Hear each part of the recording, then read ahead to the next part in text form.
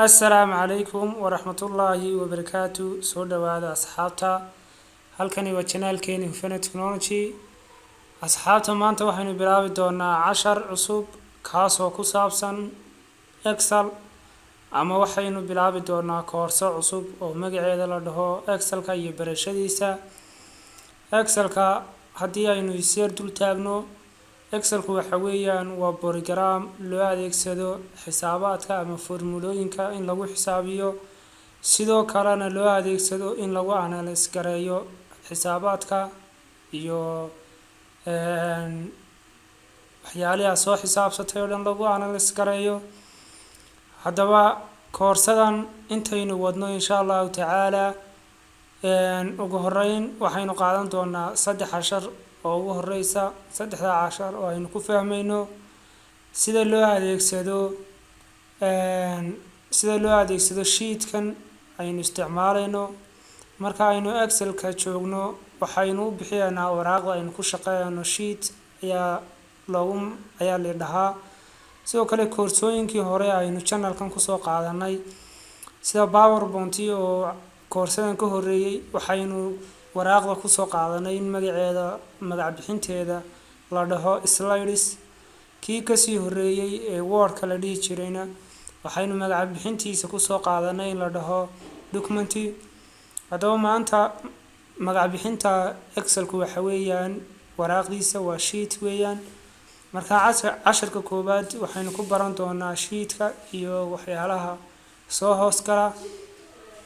sidoo kale casharka labaadna waxaynu ku qaadan doonaa rowska iyo columnska. rowska iyo columnska waxa weeyaan waa jiifutaha uu ka kooban yahay iyo joogtaha weeyaan. iminka halkan waxaad ku aragtaa column dhaadheer oo sidana waa columns ayaa la dhahaa, halkana waa rows. marka casharka labaad ayaynu isagana ku arki doonaa. sidoo kale waxaynu casharka saddexaad ku arki doonaa cellka oo ah unuga uu sameynayo rowska iyo columnska oo ah halka iska jaraan waana meesha aynu ku shaqeyn doono. 3 cashar haddaynu si fiican iskula fahanno 90% kale waxay noqon doonaan insha Allah tacaala formulooyin ay noqon doonaan maadaama uu u badan yahay ama uu yahay programkan xisaabaad iyo in wax lagu xisaabiyo ama wax lagu analyze gareeyo. waxaynu eegi doonaa 90% koorsadeena ay noqon doontaa inaynu formulooyin aynu kaga shaqeyno. haddaba ugu horeyn maanta casharka koobaad aynu qaadanayno waxa weeyaan waa sheetka sida aynu soo sheegnayba waxa weeyaan waa waraaqdan ama waa workspace-kan aynu ku shaqeyn doono ama environment-ga aynu ku shaqeyn doono weeyaan. sidaas daraadeed marka aynu soo furano sheet cusub waxaynu leenahay sida caadadayno ahayd intaynu file tagno ayaynu taabanaa ayaynu ka dooranaa new document ayaynu ka dooranaa kabacdi waxa uu geyn doonaa waraaqdeeni cusbeed. halkan waxaa ka soo bixi doona baraakin workbook ayaa ka soo bixi doona yacni waxa weeyaan waa meel cusub inaad soo furatid. kabacdi markay sidaas inoogu soo baxdo halka aynu rabno inaynu isla fahanno waxa weeyaan waa casharkeena maanta ku saabsan yahay waa halkan weeyaan. halkan ayaad ka arkaysaa waraaqda magaceeda iyo inta waraaqood ee kuu soo furan. halkan ayay kuu soo galayaan qaybtan ayay kuu soo galayaan. ugu horeyn markaynu doonayno inaynu ku soo darsano waraaq cusub oo aan tan ahayn waxaynu right click siinaynaa halkan hoose sheetka magaciisa ayaynu right click siinaynaa. kabacdi markaynu right click siino waxaan leenahay insert soo gali ayaan leenahay.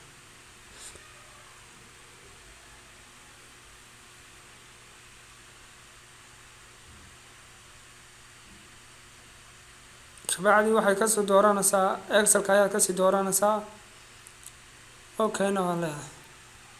oo ujeedaan halkan waxaa inoogu soo galay waraaq labaad ama sheet 2 ayaa inoo soo galay. waxaynu doonaynaa inaynu waraaqda magaceeda aynu ka bedelno aynu magac cusub aynu la baxno right click ayaynu siinaynaa. sidoo kale waxaan leenahay rename ayaynu leenahay. tusaale waxaan bixinayaa Excel ayaan bixiyay sidaana waxaynu ugu bixinay ama waraaqda si aynu waraaqaheena kale uga dhex aqoonsano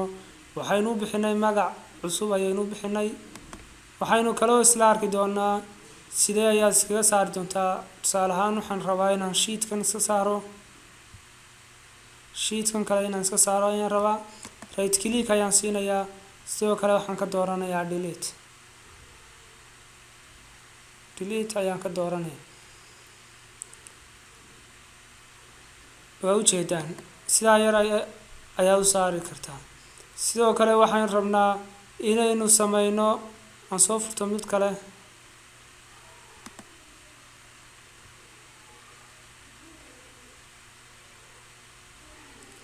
waxaan rabaa inaynu isla aragno sida hiding loogu sameeyo ama aad u qarsan lahayd waraaq ay wax kugu qoran yihiin aad u qarsan lahayd waxaad taabanaysaa right click kabacdi waxaad halkan ka dooranaysaa hide ayaad ka dooranaysaa iminka waxaa laynoo qariyay waraaqdeeni haddii aad doonaysa inaad soo muujisidna unhide ayaad leedahay kabacdina halkan wuxuu kaaga soo qaban doonaa oo ujeedaan halkan wuxuu kaaga soo qaban doonaa sheetka inta hide garaysan oo dhan ayuu kaaga soo qaban doonaa kabacdi intaad dooratid ayaad okay leedahay sidaa waxay noogu soo gashay waraaqdii aynu markii hore qarinayaa si ay noogu soo gashay sidoo kale sidee ayaad uga duwi kartaa ama waxaynu isla arki doonaa sida aad color aad u siin kartid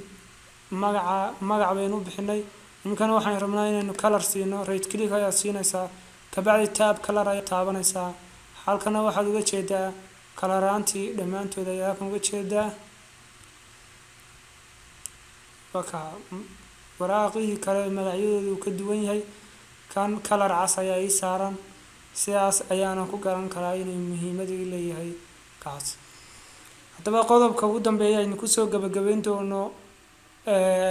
waraaqdan aan kaga hadli doono casharkan aynu kaga hadlaynay waraaqda sheetka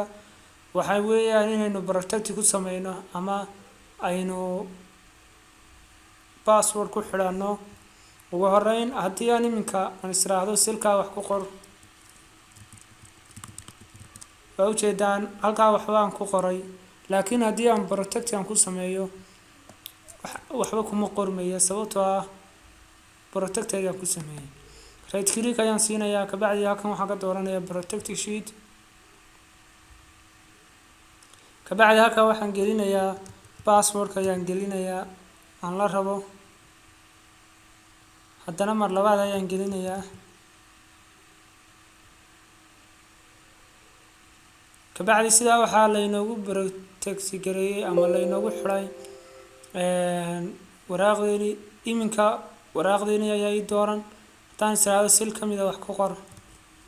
message ayaa soo baxaya kaasoo lagu sheegayo inuu protect garaysan yahay ama password ku xidhan yahay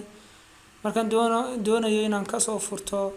halkii ayaan ku noqonayaa waxaan leeyahay unprotect ayaan leeyahay kabacdi waxaan gelinayaa passwordka ayaan gelinayaa